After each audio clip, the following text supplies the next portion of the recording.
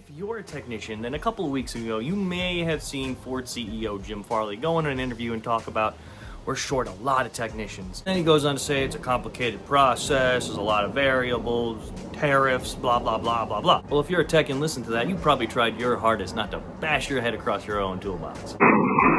See, around 5 years ago, Ford has updated their service labor time standards, or SLTS, or as some like to call it in the industry, slave labor time standards. Their words, not mine. And these updates are probably the most tone-deaf, out-of-touch, penny-pinching, bean-counting updates you can imagine.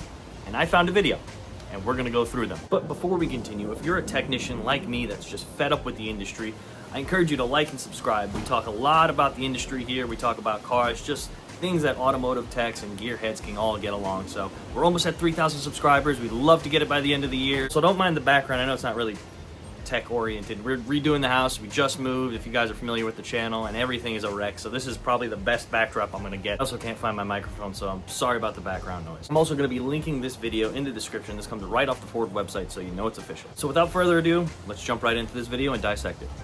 To help ensure that the process is objective and balanced, Ford contracts a well-known global third-party firm to perform these studies under its advisement and oversight.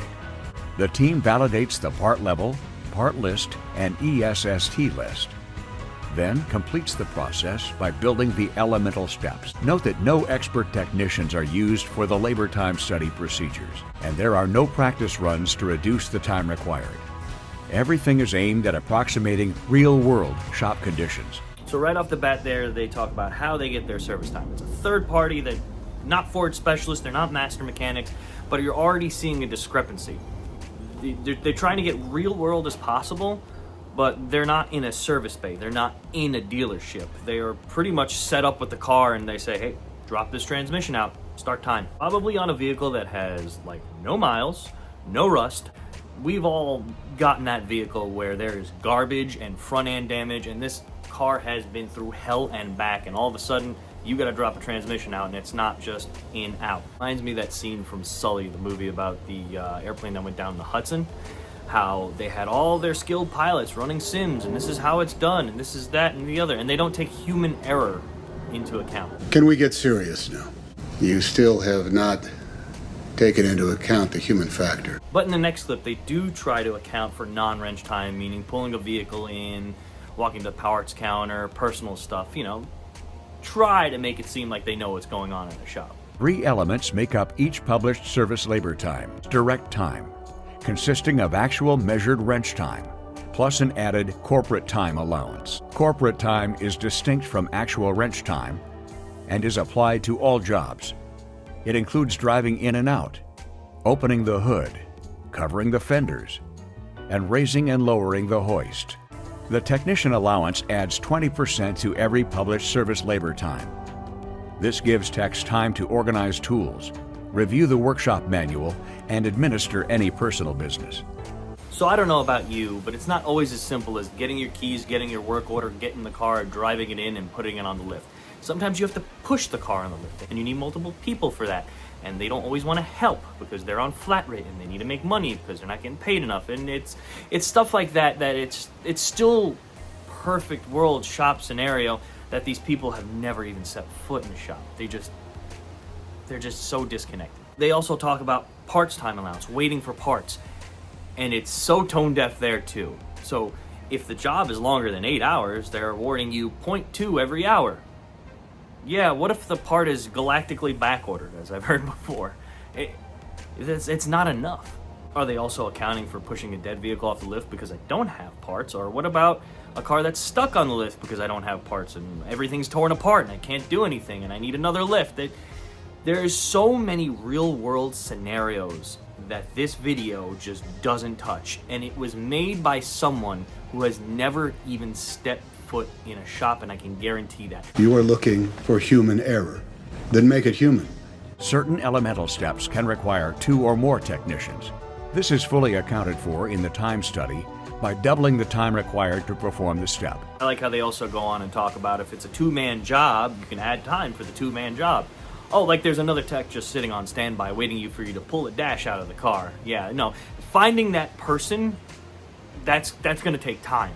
I mean, who knows how much time it's going to take? Who knows if there's going to be another person available for that?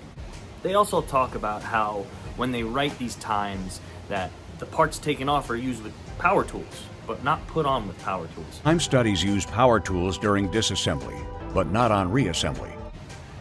All right, but you're just assuming that everyone has power tools. Are you providing the power tools? Now that reduces the time paid to do the job. One of my favorite parts about this video is giving extra time to deal with rusty components. Rust allowance normally applies to exhaust components and doubles the elemental step time. The only thing they talk about is exhaust. It's a Ford.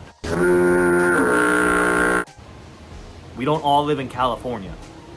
You're from Dearborn, Michigan. You should know your cars have rust the size of holes in battleships. Ford also likes to update these times very frequently, and more than often, they take away from the time to do the job than actually add time to do the job. Oh, hell no, man. What the?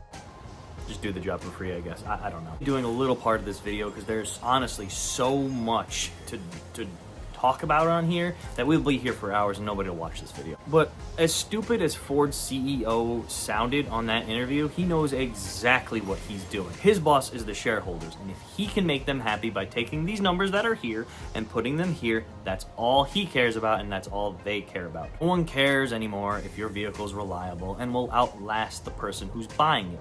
They don't want that. They probably make more money on selling crappy vehicle after crappy vehicle that'll only last 3 to 5 years. If that is doing more than the service shop is doing, why need a service shop?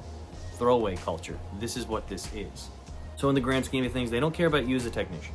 They don't care about the service shop. They don't care how reliable their cars are. If they can keep selling more $40, $50, $60, $70,000 vehicles every 3 to 5 years, they're making money and they don't have to pay warranty. It's a win-win for them. That's why flat rate's still around, because they can nickel and dime you and then make it seem like, oh, you can make so much money if you just work harder. Yeah, that's not the case. We just saw. But anyway, like I said, I just scratched the surface on what this whole video entails. There's a lot more to get into. I'm leaving the link in the description. You guys want to watch it. I'm leaving the comments open for a discussion. What do you guys think? And sadly, this is the way the automotive industry is going.